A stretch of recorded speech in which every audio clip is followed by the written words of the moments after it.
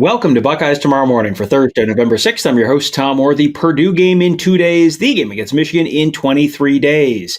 On today's show, we're talking to our buddy Ross Fulton, the X's and O's guru at BuckeyeHuddle.com. And when we talk to Ross, we are sponsored by Jeff Ruby's of Columbus, proudly offering nationally acclaimed USDA prime steaks, seafood and sushi, impeccable service, live entertainment, and an attention to detail that is simply unmatched.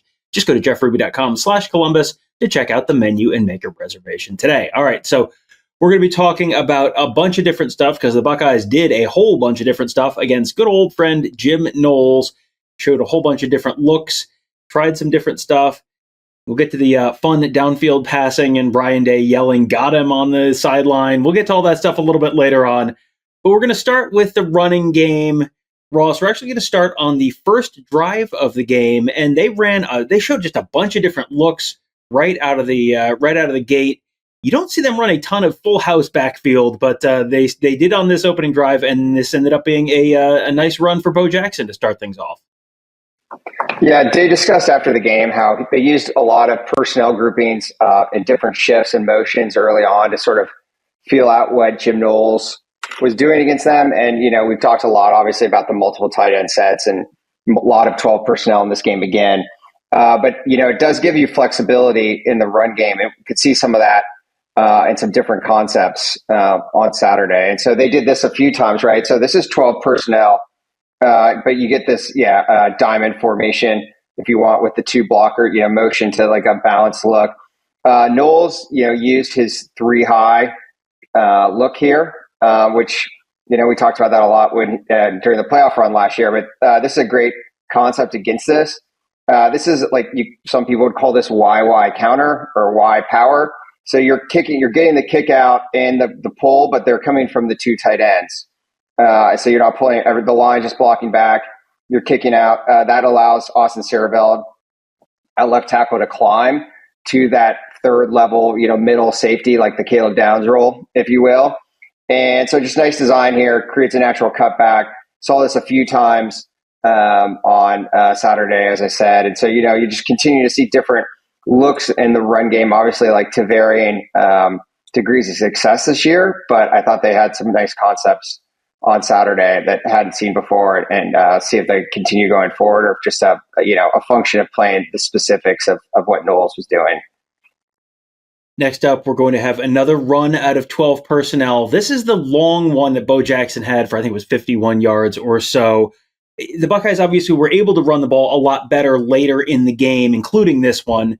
Did you think that was a function of just Penn State wearing down, or was that Ohio State maybe found something? What caused them to be able to run the ball so much better later in the game than they maybe did at times earlier in the game?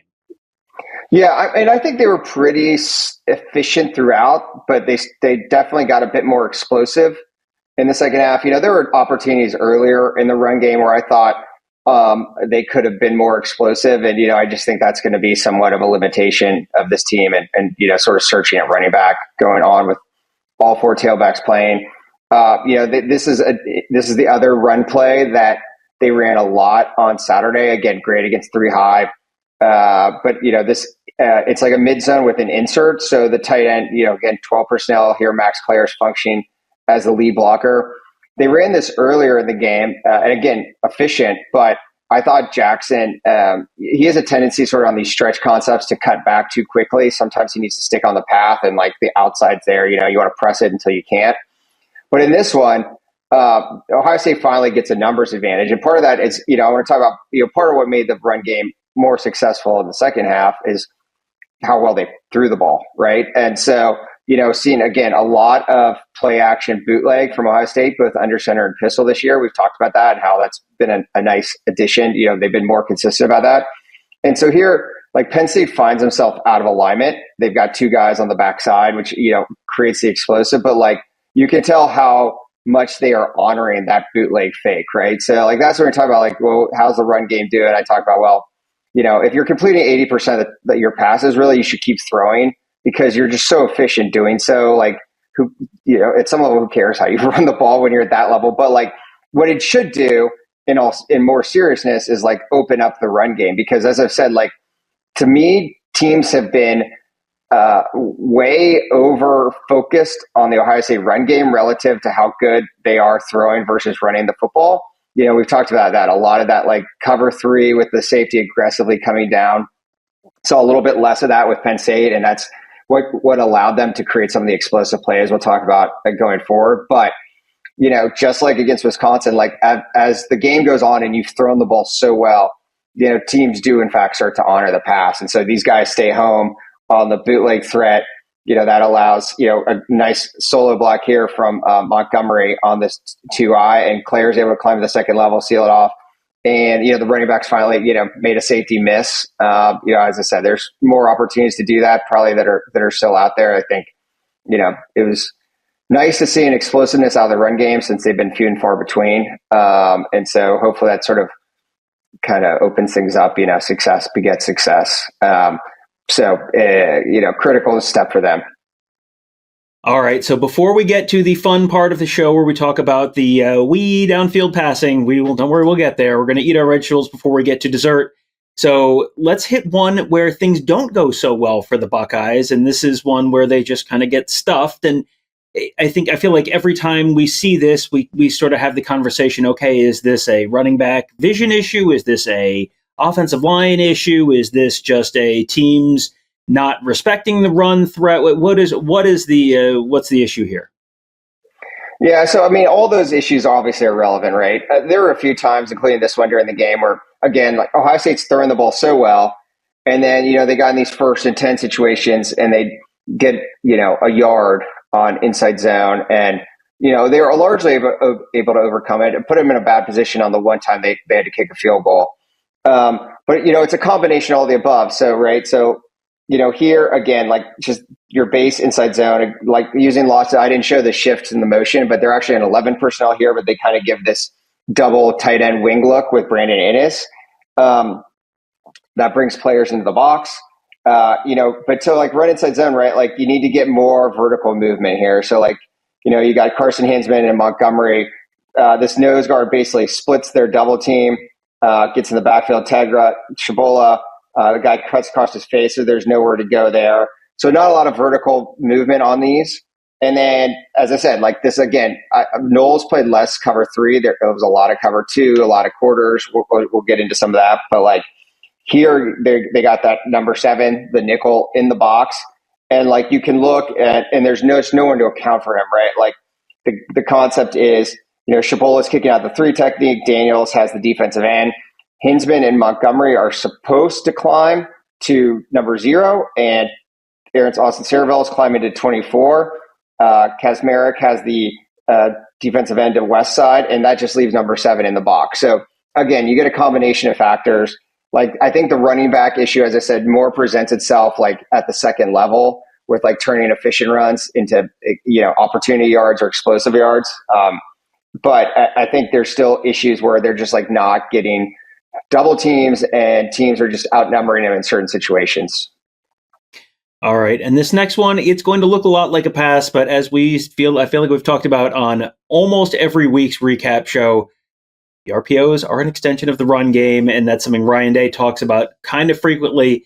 This is a great example of what that can look like, because this is one where you see the safety crash, and Julian Sain just kind of shrugs his shoulders and goes, all right, and throws a touchdown to Jeremiah Smith.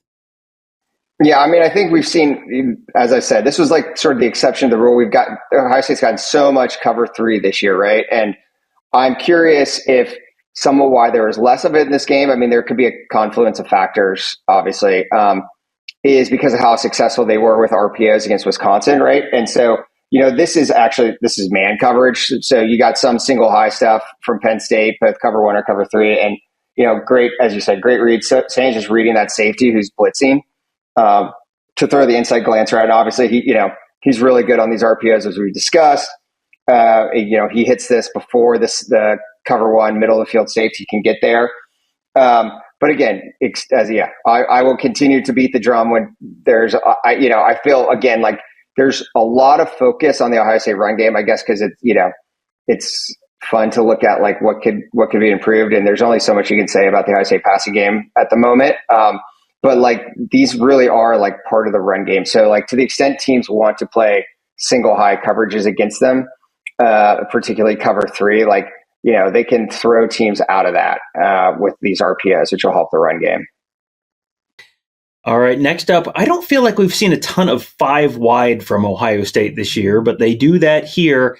And, you always hear people say, oh, I don't know how you could possibly defend that. This is one where I don't know how you could possibly defend this. This is a back shoulder throw to Jeremiah Smith where I think the defense just has to go like, yeah, man, I don't know. What do you want me to do here?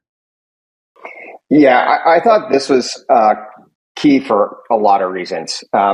So obviously, Jim Knowles is very familiar with Ohio State, right? And we saw, again, a lot of shifting. This is the first drive of the series. So we get this empty shift, as you said. This puts Jeremiah Smith in the slot, which is critical here. So on third and longs, what we started to see from Knowles on Saturday is cover 5. So that's man underneath with 2 deep safeties playing cover 2. That is, as against a very good passing team, that is about as difficult as it's going to get to beat. Georgia did that some against CJ Stroud in that Sugar Bowl. I expect Ohio State's going to see this more going forward. I will say that it was also cover 5 on the one Julian Saint scramble. So the more you can successfully scramble, you can force teams out of this. But like, this is hard to throw against, right? Because you got basically 2 deep defenders. So you got essentially 1 safety for Smith and 1 safety for Tate. But this throw is great. Like, this is probably the most efficient I've seen Ohio State be against cover 5. So hitting this, they were expecting man. Obviously, they throw the slot fade. That's a man beater. Again, great placement, gets there before the safety comes over the top. But like, again, given how successful they are throwing the football, I'm expecting to see more of this coverage, particularly on third down. And so, the better you can do against it, obviously it's going to continue to be something that they're going to have to play against going forward. All right, this next one is that long touchdown to Carnell Tate in the first half. And, there's been a lot of conversation about some of these long throws. One thing that I think deserves to get a little bit of a shout out here is there is someone coming at Julian Sayin here, and he really stands in. He doesn't get hit, but there is someone coming right at him, and he doesn't necessarily have the ability to really get himself all the way into it. Stands in there still, makes a tough throw for a long touchdown. Yeah, I mean, just on the execution front, I totally agree. He obviously had to get that ball out right away, so he, put it where he could. I think, obviously, Tate had beat that safety so badly that he had to slow down for it. But like, given the context, a great throw when to put it in a place where Tate can make the catch. What I want to note is that obviously these big pass plays. So we talked about the relative lack of explosiveness out of the pass game going forward, and as we've discussed, a lot of that again is teams playing that soft cover 3. Again, we got a little bit of that from Penn State on Saturday. One of the better, I don't have it clipped here, but better or more heartening throws, I guess, is that Sayin hit Brandon Inniss on that seam hitch concept, which is great against cover 3 right away up the seam. Can easily force teams out of cover 3 when you can hit those seam routes like that. But what Knowles did do is play a lot of this quarters or aggressive cover 2 where their safeties are flat-footed. This is a trap 2 or 2 deep 4 under fire zone concept. We saw that some when Knowles was at Ohio State. See this a lot from Michigan. So just like sort of putting that out there into the ether that these are the kind of things that the things that Michigan has done against Ohio State in recent years is a lot of this like fire zone 2 deep 4 under to try to stop the run game and take away quick passes. And so they're able to just, hit this post route right behind this safety, again, who's standing flat footed.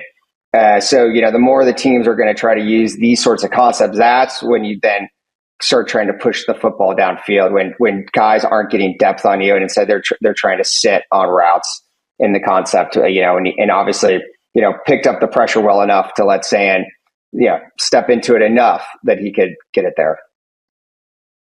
And finally, we got to get to that long one downfield to Jeremiah Smith.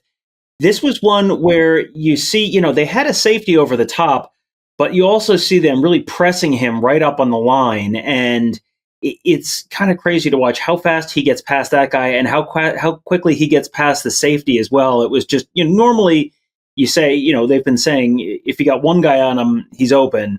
This is one where he's got two guys on him, and he's still pretty open.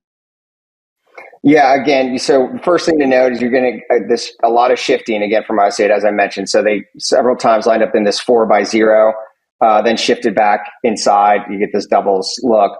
Again, yeah. So Penn State in a cover 4, or maybe it's cover 6 to the field. So again, something that quarter half especially is a Michigan staple.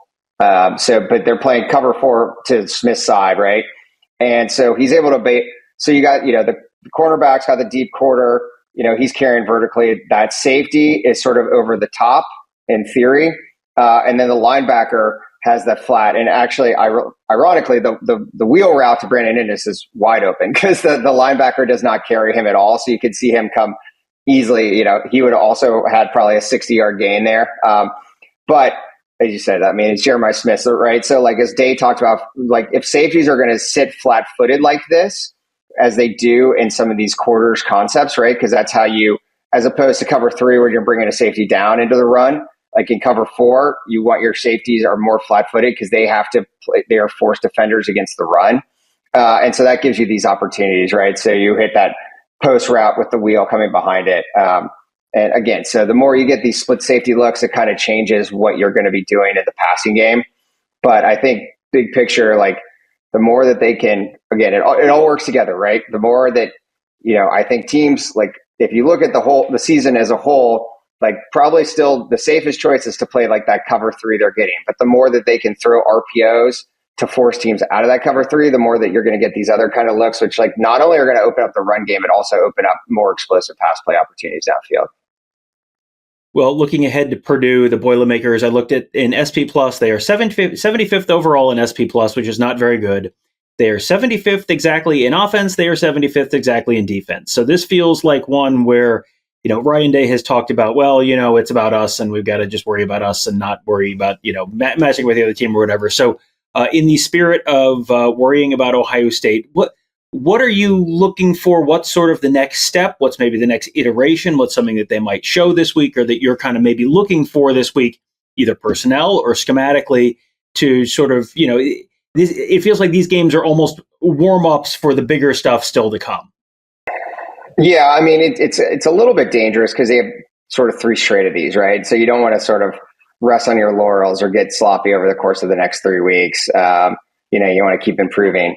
Obviously this gives them the chance to continue to work on the running back rotation, how they want to handle this. I'm not sure they want to really play 4 running backs against, in the Michigan or the playoffs or I obviously Bo Jackson's going to be the principal ball carrier, but they don't want him carrying it 20 times a game. And so working on that. I mean, I still think CJ Donaldson's going to be the 3rd down short yardage guy. I can't say for sure, but I think on the second series, Isaiah West may have missed a pass protection, which was one of the couple of times San had to throw it away because he had a linebacker immediately in his face. And so that could be why he didn't get as many opportunities as a result the rest of the game. So, sometimes things that happen with freshmen. So I guess that is they're going to have some leeway here to work those out. But like, honestly, like, I think what you want to do is you want to come out and keep going strong. Like, don't, rest on your laurels, as I said, like build comfortable leads. And then you can, use the pass to then open up the run game like we just talked about they did here and then go from there. All right. We will have Ross back on tomorrow's show to talk about the Ohio State defense. And when he is back, we will once again be sponsored by Jeff Ruby's of Columbus, the award-winning upscale steakhouse in downtown Columbus, named one of the top 50 steakhouses in America by Food Network. Just go to jeffruby.com/Columbus to check out the menu and make a reservation today. That will do it for today. Thank you guys all for joining us. Have a great day. We will talk to you tomorrow.